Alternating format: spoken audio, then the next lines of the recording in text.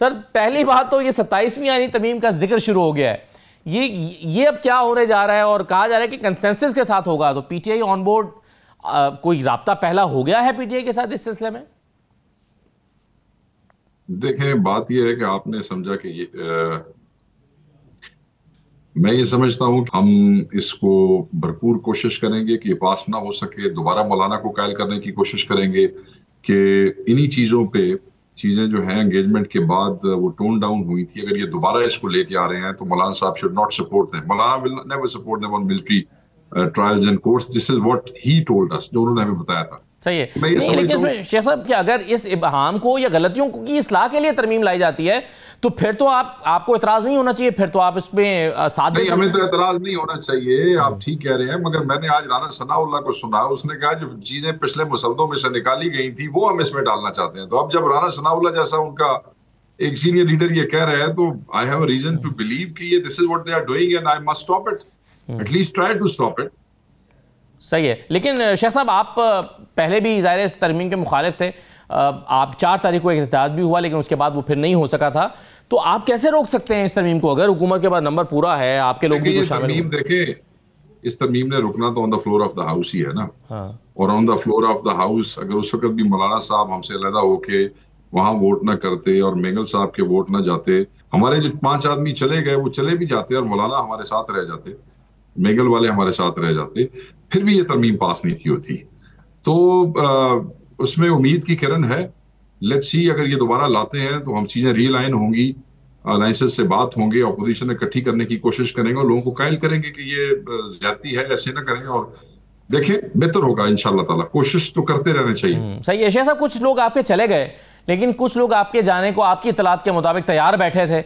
आज क्या ये हुआ है कि असलम घुमन साहब को पार्टी के पार्लिमानी पार्टी के इजलास से निकाल दिया गया है, ऐसा हुआ है आज?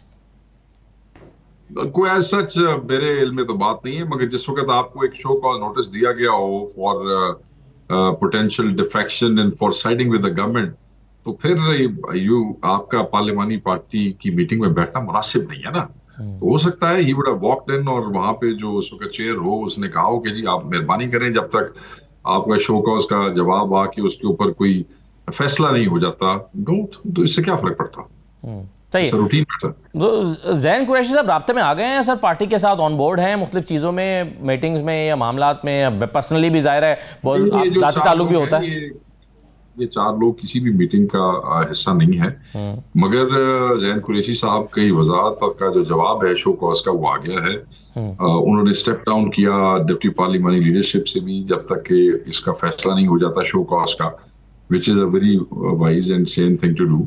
तो मैं ये समझता हूँ कि वो लोग 7 दिन का उनको टाइम मिला था, उन्होंने अपने अपने शो कॉज का जवाब दिया है, बस उसके ऊपर पार्टी फैसला कर लेगी। तो क्या जवाब तसल्ली बख्श है?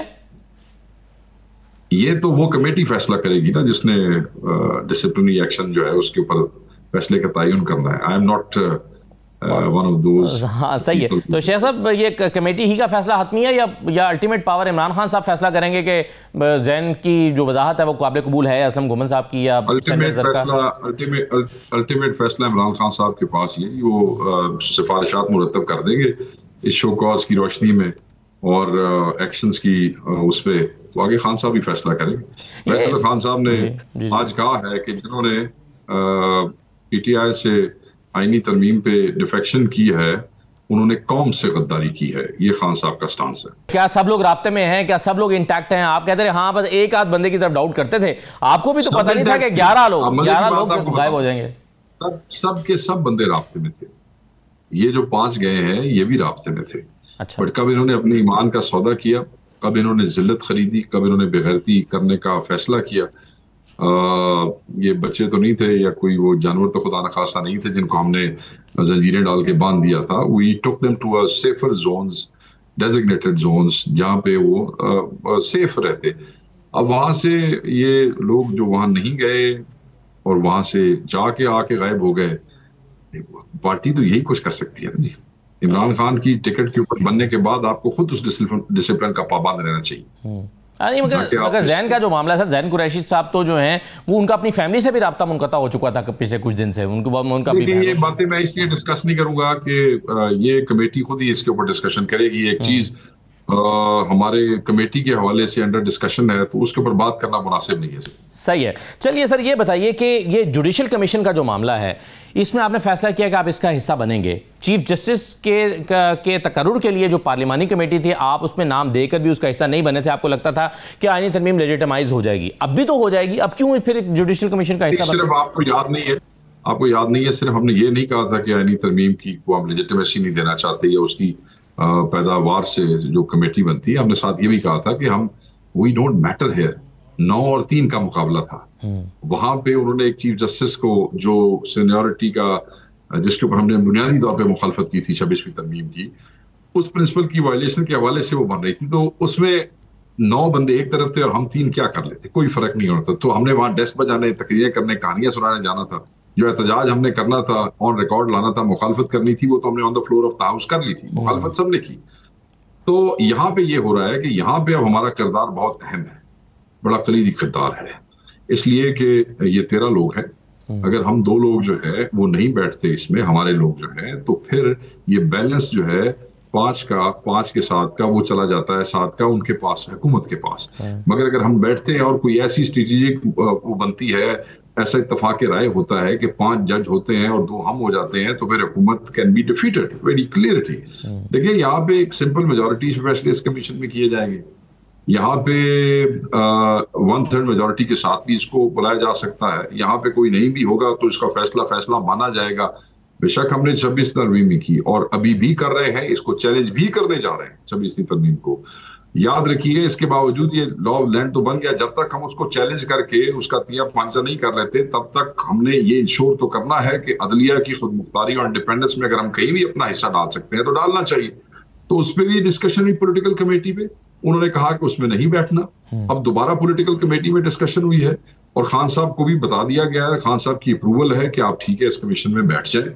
इसकी तौसीक भी जो है वो करवानी है उधर से कोर कमेटी से और फिर नाम चले जाएंगे। मैं ये समझता हूँ कि यहाँ हमारा कलीदी किरदार है, यहाँ we can make a difference in help independence of judiciary. सही है, लेकिन शेख साहब उसमें जो असलम गौरी साहब का बयान बार बार सामने आया JUI की तरफ से, वो कहते हैं हमारी पीपल्स पार्टी के साथ ये अंडरस्टैंडिंग थी कि जस्टिस मंसूर ही के नाम पर इत्तफाक होगा, यानी एटलीस्ट पीपल्स पार्टी और JUI की हद तक तो ऐसा था। तो इम्कान तो फिर इस बात का मौजूद था कि आपको और भी हिमायती मिल सकते हैं। जो आप 9-3 का फिगर आप कह रहे हैं, ये तो शायद बाद में आपके सामने आया ना, ये पहले से ही आपको यकीन था? नहीं, ये तो अब सारी कहानियां हैं, अच्छा। जिन बंदों ने पूरा एंगेज करने के बाद हमने कहा कि वो वोट वहां डाल सकते हैं, और फिर जिस तरीके से बिलावल साहब जो है मौलाना साहब के घर आ रहे जा रहे थे, आपका क्या ख्याल है, तरमीम पास कराने के हफ्ते के अंदर अंदर ही इनके ईमान ताजा हो गए थे और उन्होंने वहां पे एक दूसरे से इख्तलाफ करना था।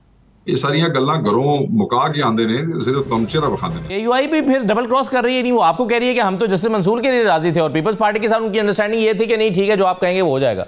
हो सकता है। देखिए, हम तो क्योंकि सिर्फ JUI के साथ एंगेज कर रहे थे ना, हम तो हुकूमत के साथ एंगेज नहीं कर रहे थे, हमारा एंगेज करना बनता ही नहीं था। हम तो उन्हें ये कायल कर रहे थे कि तुसी वोट ना दो इन्हों। और उसी एंगेजमेंट के दौरान एक अच्छी चीज ये हो सकी कि हम मुसद्दे को टोन डाउन करा सके। और मगर वोट पे आके उन्होंने कहा कि अब मेरी मजबूरी है, वो अपना भरम बचाना चाहते थे, उनके भी 1-2 बंदे अगवा हो गए थे, कुछ हमारे बंदे इधर उधर चले गए, तो वो चाहते नहीं थे कि ये सारी रौनक जो है खत्म हो।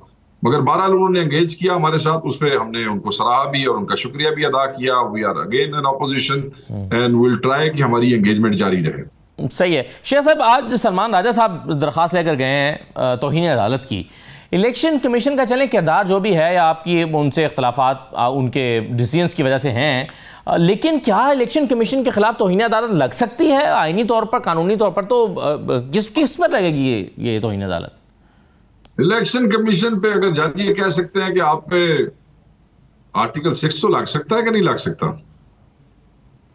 आइन की उस पे जजों ने कहा था ना, याद करें ऑब्जर्वेशन क्या थी, वो सुप्रीम कोर्ट के ही जज ने दी, कॉन्सिक्वेंसेस। और मुझे याद है, अब मैं एग्जैक्टली आई कांट कोट, मुझे रिमेंबर उन्होंने कहा ये तो आपने तो कबाड़ा कर दिया है ये सारे उस सिलसिले का, तो आप पे तो आर्टिकल 6 भी वो हो सकता है। तो अगर आर्टिकल 6 के हवाले से एक जज ऑब्जर्वेशन दे सकता है तो तौहीन अदालत भी लग सकती है। केड़ी गल है? अच्छा, मतलब एक आईनी इदारा अदालत की तौहीन नहीं कर सकता, यानी पूरे सारे मेंबर्स के खिलाफ तौहीन अदालत लगेगी फिर आपके? couldn't hear, sorry. सर सारे मेंबर्स के खिलाफ तौहीन अदालत होगी फिर आपके ख्याल में सब पर ये चार्ज लगेगा? कमीशन तो पूरा होता है ना जी, कमीशन एक मेंबर तो नहीं होता ना जी, कमीशन तो फिर पूरा ही होता है जी।